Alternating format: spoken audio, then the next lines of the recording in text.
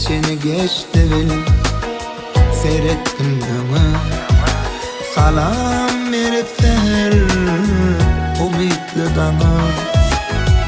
Adam oğlu islen islegindine, alından qarasyan yolluğuna şükür. Yoxam yalan duyva dolumu pani, hevesim arttırıp bu dünyanın mali.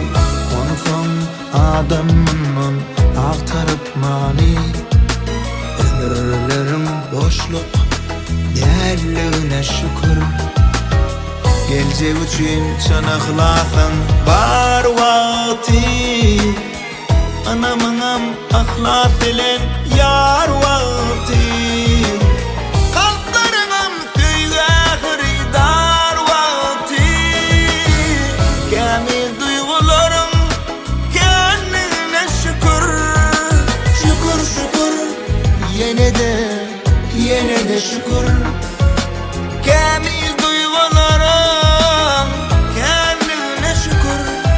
Şükür şükür, yine de nümlap şükür.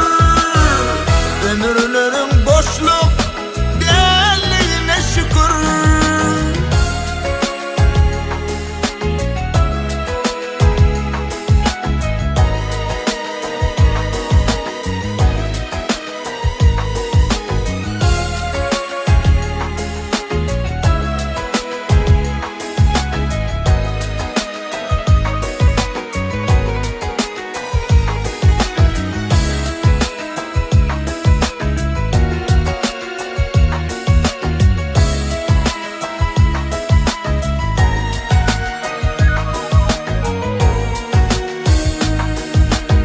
Boş hayal kovalar çıkarman yattan.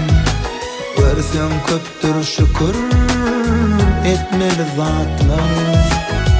Bunu bilen olsa koydu ecdatlar.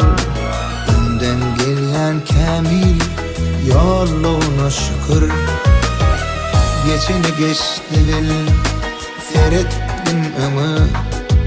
Salam verip seher umutlu dana. Adam oğlu islen islerindine, alnından qarasyan yolluğuna şükür. Gelecek üçün çanaklasın var vakti, anamınam ahlas ilen yar vakti.